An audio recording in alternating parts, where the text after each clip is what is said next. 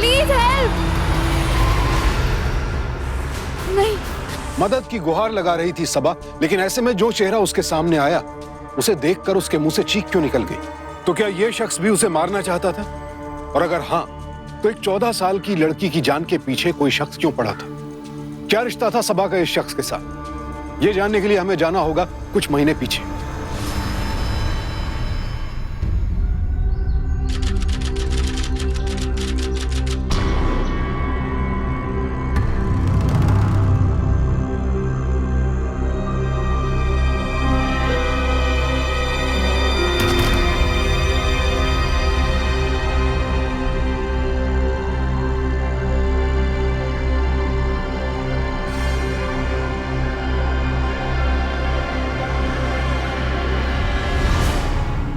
ये लो, हमने खुदा से कहा था कि किसी फरिश्ते से मिला दे, और हमारे सामने हमारा नन्हा फरिश्ता हाजिर है। और ये फरिश्ता कुछ बोलता क्यों नहीं? नाराज है क्या? अब फरिश्ते को तो मनाना ही पड़ेगा। ये बात क्या है, कुछ तो बोलिए। अरे नन्हे फरिश्ते हमारे, अब गुदगुदू बैठे हो। अरे एक मिनट, अब क्या बात हो गई? अरे कुछ तो बात कीजिए हमारे साथ। भाई फरिश्ता कहाँ है? तुम लोग ना हमेशा मस्ती सोचती है। तो तुम क्यों पीछे रह जाती हो? भाई तुम भी आ जाओ हमारे साथ मस्ती करने। बस रही बाकी है ये चाय। By the way madam, school कौन जाएगा? वो हम सोच रहे थे कि हम आज आप दोनों के साथ दावत में आ सकते हैं। No no no no, you can't afford to miss the school. तुम्हें स्कूल जाना पड़ेगा। Right. Abu please please, Abu please please please. Okay okay okay my dear, okay. भाई आप इतना क्यूटली प्लीज प्लीज करते हो ना कि मैं मना नहीं कर सकता। हाँ दोनों ना मुझे पागल कर दोगे। सईद का फोन है। इतने सुबह सुबह? अब बात तो कर लीजिए ना, नहीं तो बार बार फोन करता रहेगा। ठीक है। सबा तुम जाके रेडी हो जाओ। ओके। भाईजान क्या सोचा आपने? देखो सईद, इस तरह बार बार फोन करने से हम अपना इरादा बदलने से रहे। अब हम तुम्हें एक पैसा नहीं देने वाले। आखिर कब तक इस तरह हम तुम्हारा घर चलाएंगे? अपनी जिम्मेदारी समझो और अब यहां फोन ना करना। खुदा हाफिज।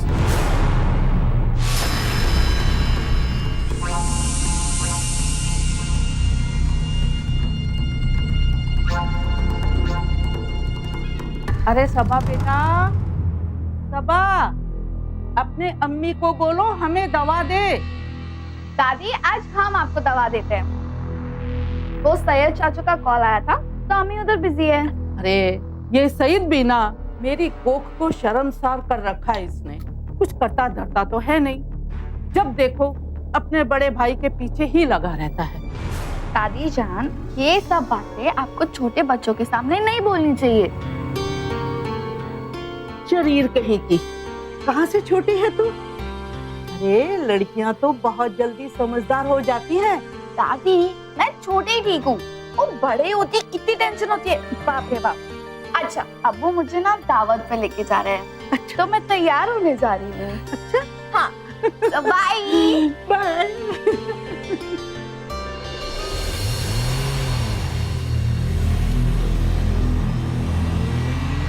या अल्लाह, कितना लंबा रास्ता है और इस ड्राइवर को आधी छुट्टी लेनी थी। कोई बात नहीं, अरे कोई जरूरी काम आ गया होगा उसे। ऐसे भी वो बेचारा कहाँ बार बार छुट्टियां लेता है। चलो इसी बहाने हमारी खुद की गाड़ी चलाने का लुत्फ मैं उठा लेता हूँ। अरे रुकिए रुकिए रुकिए, लगता है किसी का एक्सीडेंट हुआ है। आप दोनों गाड़ी में ही बैठे रहो, मैं जाकर देखता हूँ। अब वो संभाल के।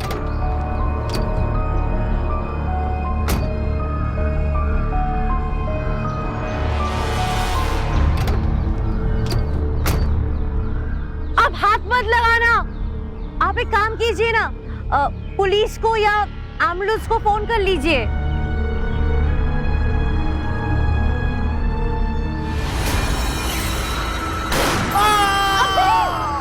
हमें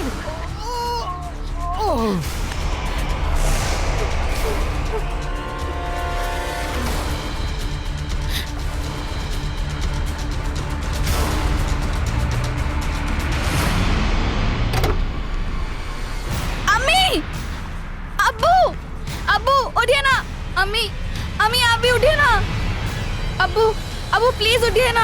हमीद दावत से लौट रहा था, पूरा परिवार खुश था। उन्हें रास्ते में एक आदमी बेहोशी की हालत में मिला और तभी अचानक उस शख्स ने उठकर उन पर गोलियां बरसानी शुरू कर दी। ये कोई साधारण लूट का मामला नहीं था। जिस तरह से हमला किया गया उससे साफ था कि यह प्री प्लान था और हमलावर के निशाने पर हमीद के साथ साथ उसका पूरा परिवार था। एक ही पल में एक हंसता खेलता परिवार उजड़ गया। करण से उसके शौहर का साथ छूटा, सबा के सर से उसके पिता का साया उठ गया।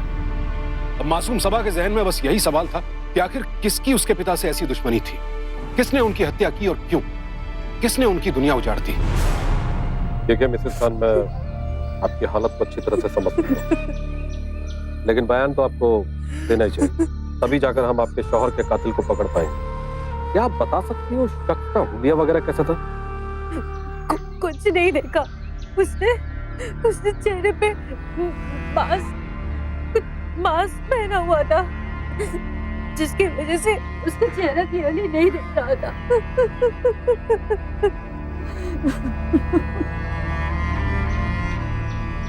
बेटा, आप कुछ बता सकती हो उस हमलावर के हुलिया वगैरह कैसा था? ये इंस्पेक्टर साहब, मेरी बच्ची पर अब्बू का खून इसकी आंखों के सामने हुआ है। रहम कीजिए मेरी बच्ची पर, रहम कीजिए। बेटा, इस मोबाइल में मैंने अपना नंबर डाल दिया। आपको जब भी कुछ भी याद आता है इस नंबर पे कॉल कर दें। उस्मान, देखो ना, लगता है किसी की बुरी नजर लग गई है हमारे हमीद को। हौसला रखिए। सबा कैसे है? पुलिस उससे पूछताछ कर रही थी। इंस्पेक्टर, मैं इनका फैमिली लॉयर हूँ, उस्मान। देखिए, अभी आप बच्ची से कुछ पूछिएगा नहीं, सदमे में है वो। जब उसकी तबीयत थोड़ी ठीक हो जाएगी, बताने की हालत में होगी, हम आपको इत्तला कर देंगे।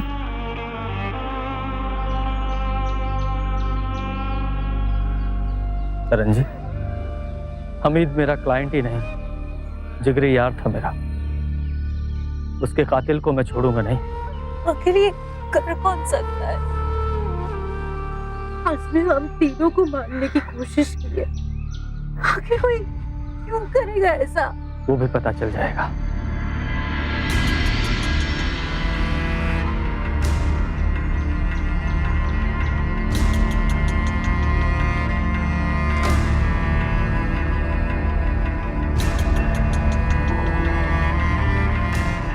ये बात क्या है, कुछ तो बोलिए। अरे नन्हे फरिश्ते हमारे, अब गुदगुदू बैठे हो। अरे एक मिनट, अब क्या बात हो गई? अरे कुछ तो बात कीजिए हमारे।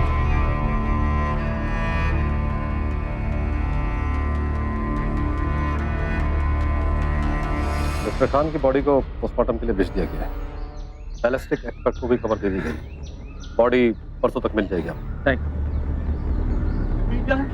अम्मी जान, ये कैसे हो गया? अम्मी, ये कैसे हो गया? मेरा भाई तो सहारा था, वो चला गया। अम्मी, एक ही पल में सब कुछ बदल गया। या खुदा, तेरा कहर बरसे उस कातिल पर।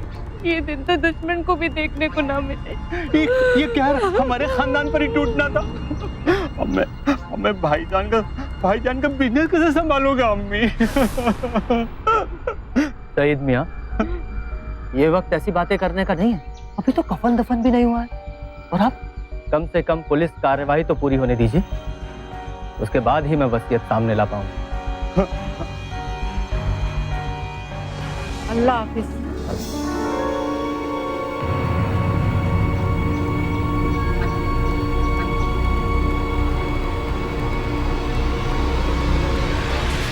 सबसे पहले मुझे वसीयत ढूंढना है। मैं उस वकील के वसीयत पढ़ने का इनकार नहीं कर सकता। मुझे देखना है कि भाई साहब ने मेरे लिए क्या छोड़ दिया है। ये ढूंढो, कोई आ जाएगा। उसी प्रॉपर्टी के अगेंस्ट में मैं मार्केट से पैसा उठाऊंगा और कर्जदारों का कर्ज चुका दूंगा।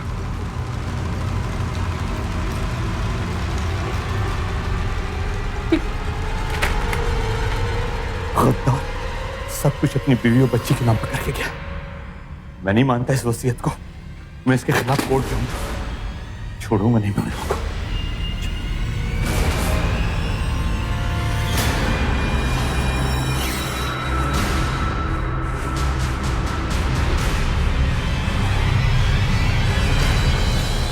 मिस्टर त्यागी, जैसा कि आप जानते हैं कि कातिल ने पूरे परिवार को मारने की कोशिश की और उसका मकसद अभी तक पूरा नहीं हुआ है, इसलिए वो दोबारा हमला करेगा। इसलिए हमें पुलिस प्रोटेक्शन की जरूरत पड़ेगी। हमें पता है हमारे अब्बू को किसने मारा है। मिस्टर सईद खान ने, मेरे चाचू ने मारा है मेरे अब्बू को। यही है, इन्होंने ही मारा है। इनको प्लीज अरेस्ट कीजिए।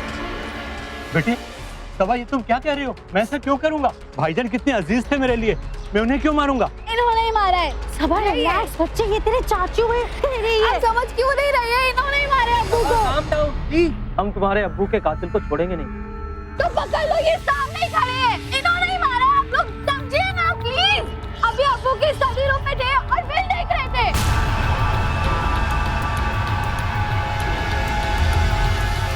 आप उनको बताते क्यों नहीं? तो हमेशा कॉल करके पैसे के लिए मांग करते हैं। सबा चुप कर। हमेशा पैसे चाहिए होते हैं। क्या कर रहे चल हो? मेरे साथ। तू क्या कह रही है? वो चाचू है तेरे। वो भले तेरे अब्बू को क्यों मारेंगे? इसको हमेशा पैसे चाहिए थे इसलिए। चल मेरे साथ अंदर चल, तू मेरे साथ। समझ रहे हो?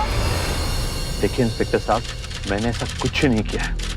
हाँ, मैं अपने भाई की वसीयत जरूर पढ़ना चाहता था, लेकिन इसका मतलब ये नहीं कि मैंने अपने भाई का खून किया। वो मुझे बहुत प्यार करते थे, मैं भी उन्हें बहुत प्यार करता था। देखो सही, सबा ने तुम पर इल्जाम लगाया है और इसके अलावा तुमने अपने भाई की चुपके से वसीयत पढ़ने की कोशिश की है। शक तो बनता है। अगर तुमने कुछ नहीं किया है तो पुलिस के साथ कोऑपरेट करो। अगर तुम बेगुनाह हो तो मैं तुम्हें कुछ नहीं होने दूंगा, लेकिन अगर तुमने गुनाह किया है तो तुम्हें कोई नहीं बचा सकता, समझे?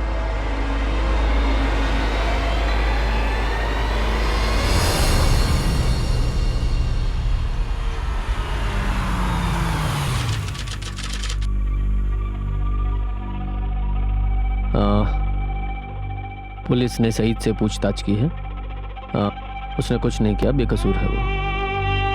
पता नहीं सबा को ही क्यों ऐसा लगता है।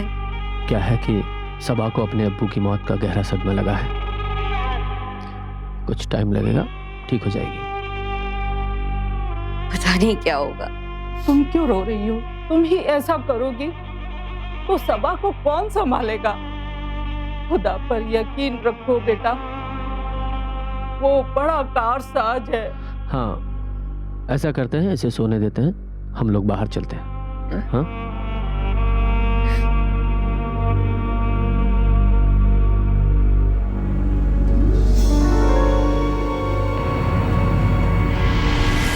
मुझे खबर लगी मैडम, सुन के बहुत तकलीफ हुआ। मैं अपने आप को कभी माफ नहीं कर पाऊंगा। क्यों छुट्टी लिया मैंने उस दिन? शायद मैं उस दिन आया होता, ये हादसा न हुआ होता। क्यों मेरा बच्चा उसी दिन बीमार पड़ा? Relax Mohammed, it's all right, कोई बात नहीं।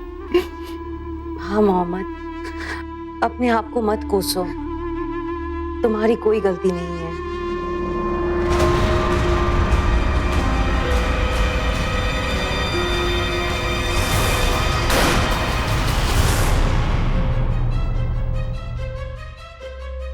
तुमने ये सब किया ना? तुमने मेरे अब्बू को मारा ना? सबा, सबा ये क्या बदतमीजी है? मम्मी, इसी ने मारा अब्बू को। इसका शर्ट का कलर तो देखिए, ये सेम कलर है जो कातिल ने पहना था, और इसकी हाइट देखिए, सेम टू सेम है। और उसने छुट्टी भी मारी थी ना? तुमने अब्बू को मारा ना? बोलो। सबा इधर आओ, क्या बोले जा रही हो? सबा बेबी, मैं आपके अब्बू के साथ 20 सालों से काम कर रहा हूँ। मैं भला ऐसा क्यों करूंगा? साहब तो मुझे बहुत पसंद करते थे, वो तो मेरे लिए फरिश्ते थे, फरिश्ते। झूठ मत बोलो, उस दिन आपने छुट्टी भी मारी थी। आपने खून किया मेरे अब्बू का। सबा रिलैक्स प्लीज, ऐसे हर किसी पर इल्जाम नहीं लगाते। उस दिन तुम अपने सईद अंकल पर इल्जाम लगाया, आज मोहम्मद पर। What is it? क्या हो रहा है? सब पागल हो गई? माफी मांग लो, चलो। नहीं, सबा चलो मेरे साथ। आप समझ क्यों नहीं रहे हो? अंदर चलो, अब्बू को अंदर चलो मेरे साथ। इसी ने मारा। सबा अंदर चलो तुम मेरे साथ। उसी ने कातिल किया मेरे साथ। प्लीज, क्या उसी बोले ने जा रही मारा हो? है। तुम्हारा दिमाग तो ठीक है ना? क्या बोले जा रही हो तुम? अम्मी, उसी ने मारा है। सबा, ये क्या पागलपन है? पागल नहीं हूँ अंकल, मैं पागल नहीं हूँ। उसी ने खून किया मेरे अब्बू का। उसका शर्ट सेम है, उसकी हाइट भी मिलती है कातिल से। Stop it please. What is it? हम जानते हैं बेटा तुम अपने अब्बू के कातिल को पकड़वाना चाहती हो, लेकिन अगर तुम बार बार ऐसे करोगी तो तुम्हारी अम्मी को कितनी शर्मिंदगी होगी। अब नहीं चाहते कि मेरे अब्बू का कातिल पकड़ा जाए।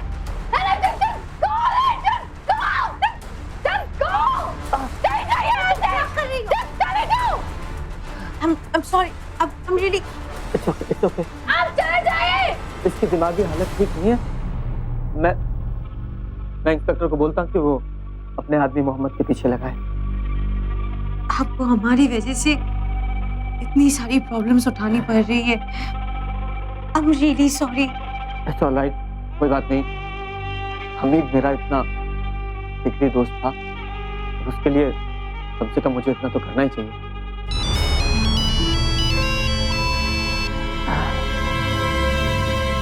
हेलो।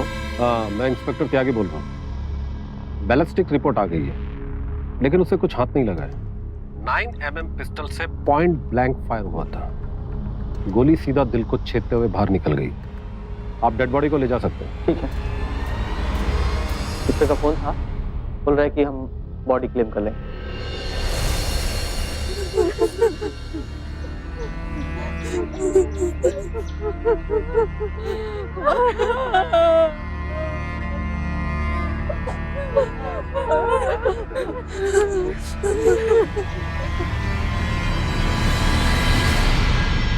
अब्बू, आपको बहुत मिस कर रही हूँ। हमें आपकी बहुत याद आ रही है। आपकी शहजादी के साथ कौन खेलेगा? मैं दावत में जाने की जिद नहीं करती तो ये सब नहीं होता। ये सब मेरी गलती है। सॉरी अब्बू, सॉरी।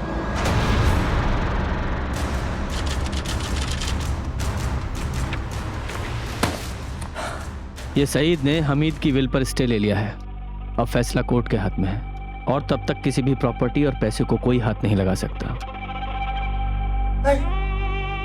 तब तक घर का खर्च कैसे चलेगा? अम्मी की दवाई, सबा की स्कूल की फीस और ऊपर से घर के इतने खर्च कैसे मैनेज हो पाएगा? और शायद इस मकान का टैक्स भी बाकी है। अगर आप बुरा ना माने, मतलब मैं कुछ पैसे दे सकता हूँ? नहीं, उधार प्लीज। नहीं, आपने पहले ही बहुत कुछ किया है हमारे लिए, और नहीं, कोर्ट के फैसले में और कितना टाइम लगेगा? देखिए, मैं लॉयर हूँ और मुझसे ज्यादा अच्छी तरह कौन जान सकता है कि कोर्ट में कितना टाइम लगता है। ऐसे मामलों में तो कभी कभी सालों लग जाते हैं। Just a moment.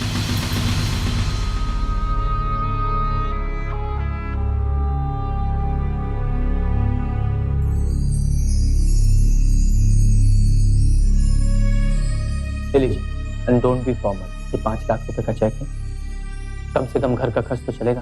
लीजिए, और किसी भी चीज की जरूरत हो तो मुझे बताइए। लीजिए। उठिए यहाँ से, ये मेरी अब्बू की जगह है। उठिए। सबा, मेरी अब्बू की जगह और कोई नहीं ले सकता, और आप इधर नहीं बैठ सकते। Stop it Saba. What is this? तुम इतनी बड़ी हो गई हो, शर्म आनी चाहिए तुम्हें ऐसी बातें करते हुए। और इस हालत में अपनी अम्मी की मदद करने के बजाय तुम ये सब कर रही हो। ये मेरी अब्बू की चेयर है और आप इधर नहीं बैठ सकते, और मेरी अब्बू की जगह और कोई नहीं ले सकता। सबा, जिसके कंधों पर पूरे परिवार की जिम्मेदारी हो, उसकी मौत केवल उसे ही नहीं, पूरे परिवार को मार डालती है। आय का साधन खत्म हो जाता है, परिवार की सुरक्षा का कवच टूट जाता है, खुशियां गम में तब्दील हो जाती हैं। और ऐसे में परिवार को बिखरते देर नहीं लगती। लेकिन ऐसे में इस परिवार को सहारा दिया उस्मान ने। अपने क्लाइंट और दोस्त हमीद के जाने के बाद उस्मान उसके परिवार का सहारा बन गया। उसने सबको संभाला, लेकिन अपने अब्बू से बेहद प्यार करने वाली सबा इस सदमे से बाहर ही नहीं आ पा रही थी। उधर सईद ने वसीयत के खिलाफ केस दायर कर दिया था, लिहाजा परिवार की माली हालत बिगड़ने लगी। लेकिन उस्मान हर हाल में सबकी मदद करने की कोशिश करता रहा। तुमने हमारे लिए अपनों से भी बढ़कर किया है। सैयद को ही देख लो, सगा भाई है, मगर वो आंसू पोंछने के बजाय रुला रहा है सबको। हमें इस निकाह से कोई एतराज नहीं है।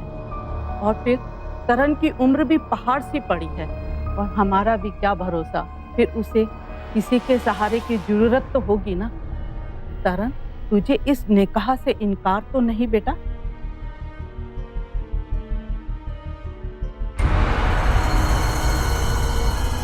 शुक्रिया अम्मीजान। अम्मीजान, मैं सोच रहा हूँ कि निकाह के बाद यहीं शिफ्ट हो जाऊँ, वरना तरण के यहाँ से जाने के बाद आपको सबा को तकलीफ होगी। दादी को लगता था कि तरण और उस्मान का निकाह कर देना ही सबा और तरण के भविष्य के लिए ठीक रहेगा, लेकिन सबा अपने मरहूम अब्बू से इतना प्यार करती थी कि वो उनकी जगह किसी और को दे ही नहीं सकती थी। सबा समझ नहीं पा रही थी कि आखिर तरण को दूसरी शादी की जरूरत क्या है। वो खुलकर तो विरोध नहीं कर पा रही थी, लेकिन उसके हाव भाव में विरोध का स्वर था। बहरहाल तरण और उस्मान का निकाह हो गया, लेकिन अब आगे जो होने वाला था उसका अंदेशा किसी को भी नहीं था।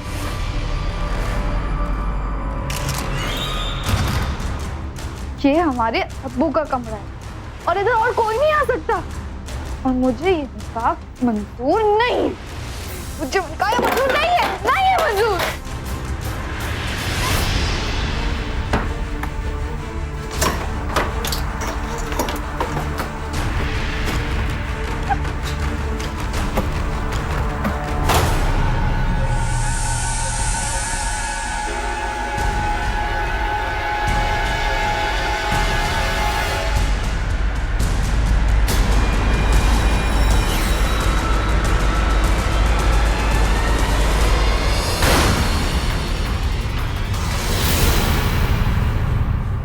इसका मतलब उस्मान अंकल ने अबू का कत्ल किया।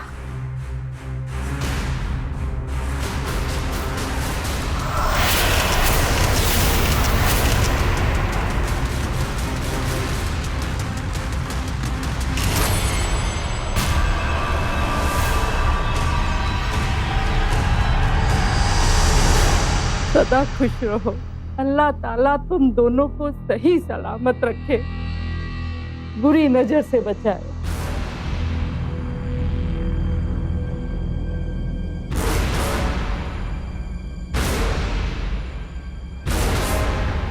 पर इनके हाथ में तो कोई रिंग नहीं है अभी।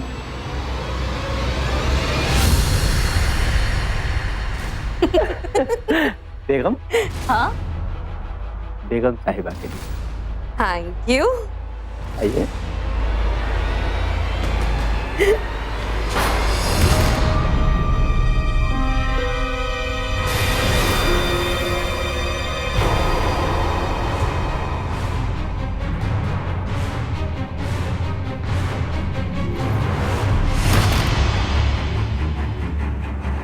ये किया क्या तुमने? तुम समझती नहीं हो ना? हो क्या गया है तुम्हें? तुम्हें उस्मान साहब पसंद नहीं है, तुम उन्हें अपना अब्बू नहीं मानना चाहती हो। मैं तुम्हें कैसे यकीन दिलाऊं? वो बहुत ही नेक इंसान है। इतने दिनों बाद हमें खुशियां नसीब हुई है। बेटा, तुम क्यों अपनी नादानियों से सबको तकलीफ देना चाहती हो? क्यों? तुम्हारे अब्बू के जाने के बाद तुम्हें पता है ना, हम कितने अकेले पड़ चुके थे। हमने जीना छोड़ दिया था। अगर उस्मान साहब नहीं होते तो हमें कौन संभालता? तुम्हें तो पता है ना कि उन्होंने हमारे लिए कितना कुछ किया है। क्या तुम नहीं चाहती कि हमारा परिवार फिर से खुश है? अब प्लीज मत रोइए। आई एम सॉरी, मैं अभी ऐसा कुछ नहीं करूंगी। आई एम सॉरी, सॉरी अम्मी।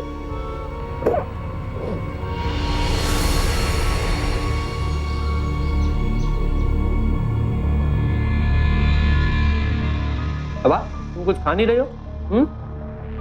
अरे सबा को कुछ दो ना। हमें नहीं चाहिए। अरे ले लो थोड़ा सा।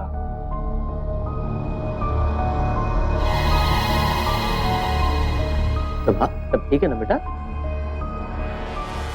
हाँ, सब ठीक है, और अगर नहीं भी है तो हो जाएगा। आप ब्रेकफास्ट लीजिए ना अंकल। सबा बेटा, अंकल नहीं, अब्बू बोलो। अरे अभी आदत नहीं है ना, धीरे धीरे हो जाएगी, है ना? सबा को पूरा यकीन था कि उस्मान ने ही उसके पिता का कत्ल किया, लेकिन उसके पास इस बात का कोई पुख्ता सबूत नहीं था। वो समझ नहीं पा रही थी कि अपनी अम्मी को यह बात कैसे बताएगी, क्योंकि उसका शक पहले ही 2 दफा गलत साबित हो चुका था। ऐसे में अब वो क्या करे? चुप रहे, ये बात किसी और से कहे, या पुलिस को फोन करे? ये तमाम सवालात उसके जहन में घूम रहे थे। और उसने जो रास्ता चुना उससे बात और बिगड़ गई।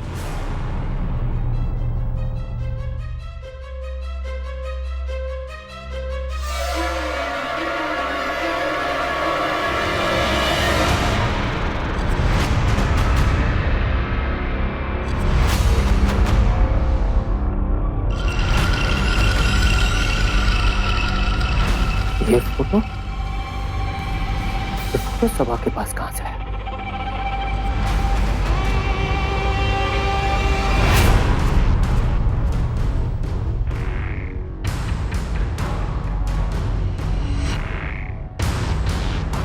दादी जान, हमें पूरा यकीन है कि उस्मान अंकल ने ही अब्बू का खून किया है। ये तू क्या कह रही है? हम सच कह रहे हैं दादी जान। तू ऐसा मत कह। क्यों किसी बेगुनाह को दोष देकर सबकी जिंदगी में तूफान लाना चाहती है तू? दादी जान, हमारे पास सबूत है। वो कातिल है ना, उसके हाथ में एक खास अंगूठी थी। वही अंगूठी मैंने उस्मान अंकल के एक पिक्चर में भी देखी थी। या अल्लाह, आस्तीन का सांप निकला हुआ। इस सच को सबके सामने लाना ही होगा और मैं ये बात पुलिस को बता दूंगी। ठीक है, जरा भी चिंता मत कर। बेटा स्कूल का टाइम हो गया, तुम यहाँ क्या कर रही हो? हाँ, मैं जा ही रही थी। दादी, आप अपना ख्याल रखिए। हाँ, तू स्कूल जा बेटा। हाँ, जाओ जाओ।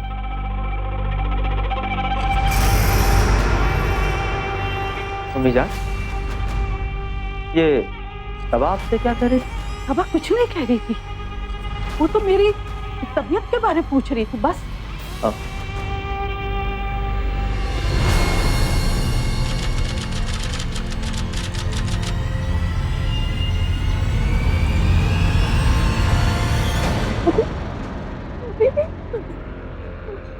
चुप हो जाओ तारा। देखो, हम कर भी क्या सकते हैं, उम्र भी हो चुकी थी और ऊपर से हमीद का सदमा सहन नहीं हुआ होगा।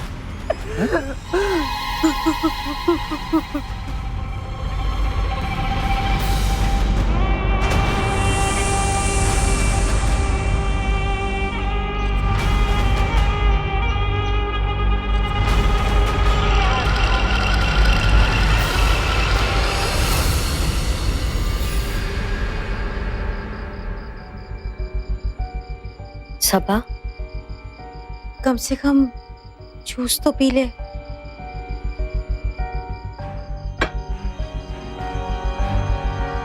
बेटा, दादी बीमार थी, उनकी उम्र भी हो चुकी थी। उन्हें अचानक से हार्ट अटैक आया और आप नहीं समझ रही हो अम्मी, दादी को हार्ट अटैक नहीं हुआ था, उसका कत्ल हुआ था। उन्होंने उन्हें मार डाला। उसने? किसने? उस्मान ने।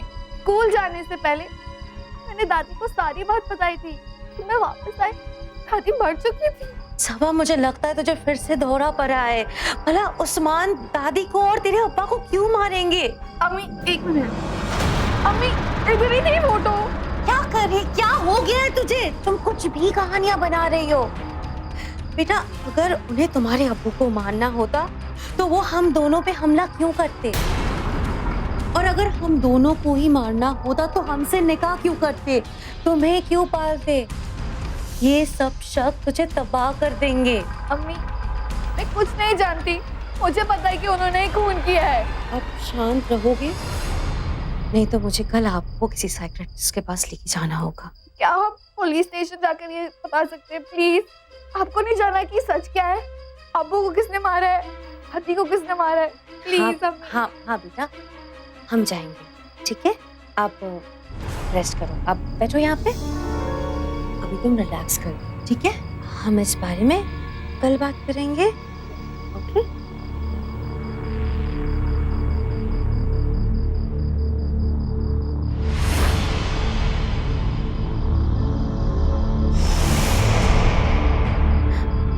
ये क्या हो गया? एक फोटो था, ये हाथ से चला गया।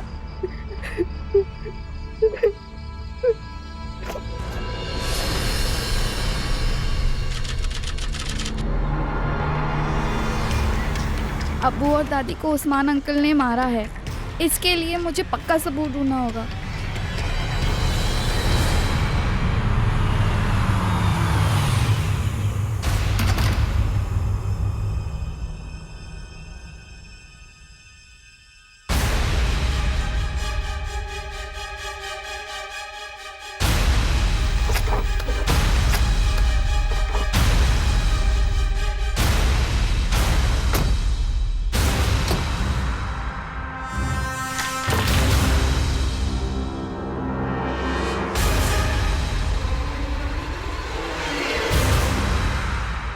ले लिया?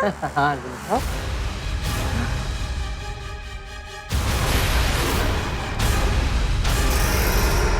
आज तो मजा आ गया।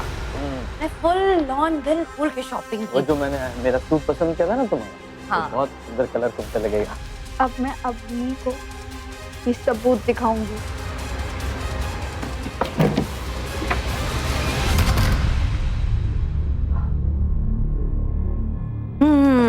हो ले गया। लो, हो गई आपकी शॉपिंग? मैं जरा शावर लेकर। ओके। अम्मी, हमें आपको कुछ दिखाना है, हमारे साथ चलिए ना। चलिए। ओके। अम्मी, ये देखिए।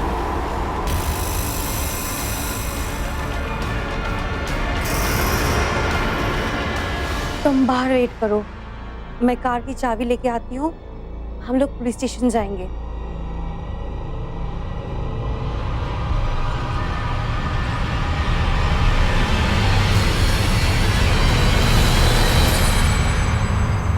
अम्मी, पुलिस स्टेशन का रास्ता तो दूसरी तरफ है ना?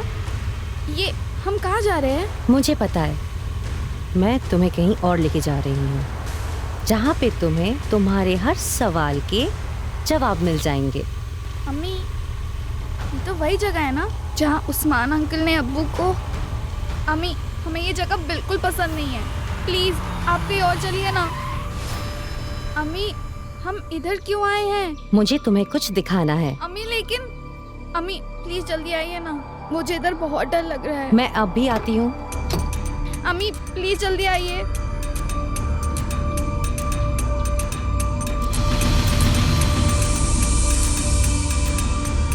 बचाओ! अम्मी! अम्मी! अम्मी! सबा!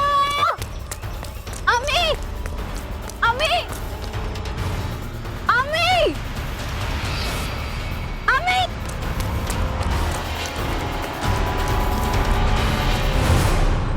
हेलो। हाँ बोलो। तुमने जैसा कहा था बिल्कुल वैसा ही कर दिया है मैंने। गुड। बाकी का काम मेरे आदमी संभाल लेंगे, यू डोंट वरी। मैं भी आता हूँ वहाँ।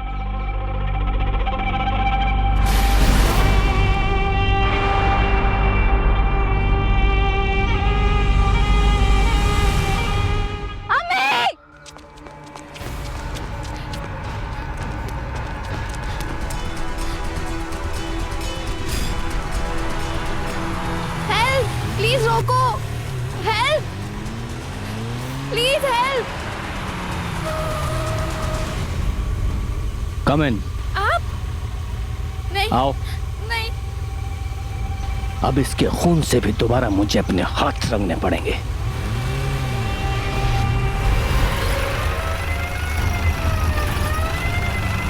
उस्मान खान, बाहर निकल। होशियारी नहीं। क्या किया मैंने? ये लड़की पागल हो गई है, बेटी है मेरी, उसे ही ढूंढ रहा था मैं। झूठ नहीं, वो देख।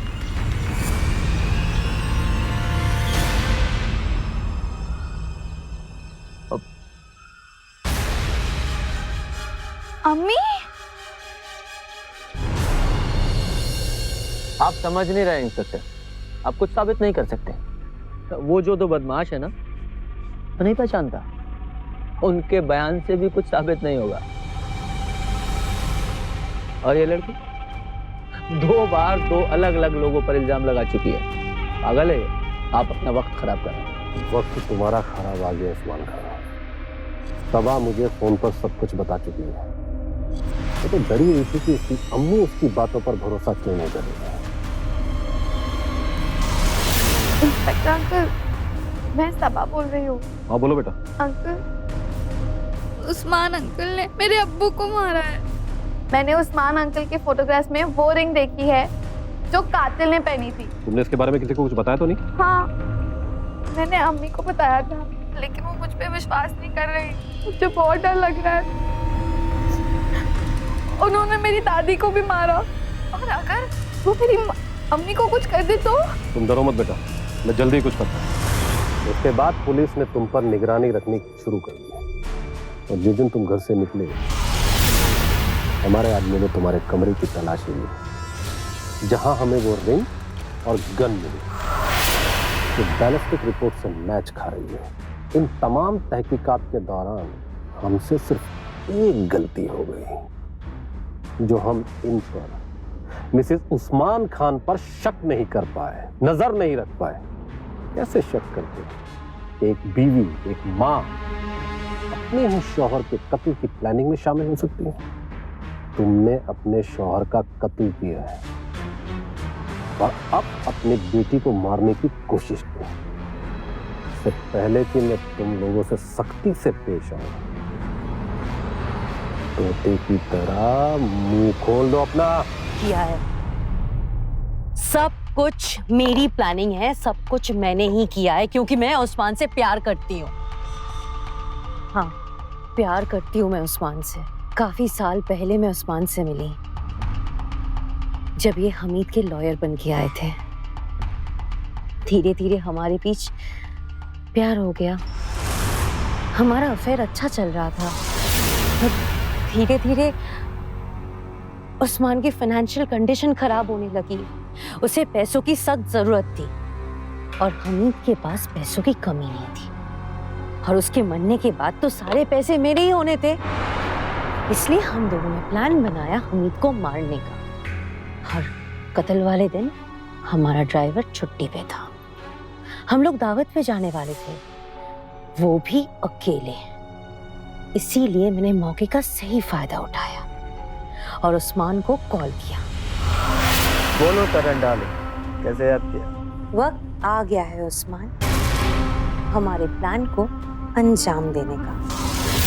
फरमाइए उस्मान मियां, उसके बाद क्या हुआ? पिछले कुछ सालों से मेरी माली हालत बहुत खराब थी। मेरे पास यही एक सुनहरा मौका था, बहुत सारा पैसा और अपनी माशूक को पाने का। मैंने चेहरे पर नकाब पहन लिया। मुझे पता था हमीद एक शरीफ आदमी है, किसी को भी यूं सड़क पर पड़ा देखेगा तो मदद के लिए आएगा, और वैसा ही हुआ। पहले मैंने हमीद को मारा, फिर तरन पर गोली चलाई जिससे उस पर कोई शक नहीं। फिर इसकी किस्मत ये बच गई, और मेरी बदकिस्मती की इसने मेरी रिंग देख ली, और उसके बाद मैं इसे नहीं मार पाया, क्योंकि शक तो मुझ पर ही जाता। वैसे भी मुझे इसे मारने की जरूरत नहीं थी, क्योंकि निकाह के बाद सारा पैसा और तरन मेरे ही हो जाने वाले थे। लेकिन एक दिन इसने मेरी पुरानी फोटोग्राफ जिसमें मैंने वो रिंग पहनी थी देख ली, और यही बात दादी को बता दी। मैंने दादी से पूछा कि सबा ने तुम्हें क्या बताया? कुछ नहीं बोली, शायद पुलिस को बताना चाहती थी। मेरे पास कोई रास्ता नहीं बचा था, मुझे लगा ये डर जाएगी, लेकिन नहीं। मुझे लगा किसी को नहीं बताएगी, लेकिन नहीं। फिर मुझे इसे रास्ते से हटाने के अलावा कुछ नहीं सूझा। अब यही रास्ता तुम दोनों को सीधा जेल ले जाएगा। अम्मी, दादी जान हमेशा कहती थी कि कयामत के दिन जब खुदा के हुजूर सबके सामने पेश आएंगे तो सब आपके माँ के नाम से पुकारे जाएंगे। माँ का नाम तो सबसे पाक होता है ना, लेकिन मेरी इल्तिजा है कि मैं अपनी माँ के नाम से नहीं, अपने अब्बू के नाम से पुकारी जाऊं, क्योंकि आपका नाम लेकर तो फरिश्ते भी शर्मिंदा हो जाएंगे। आपने मेरे साथ ऐसा क्यों किया?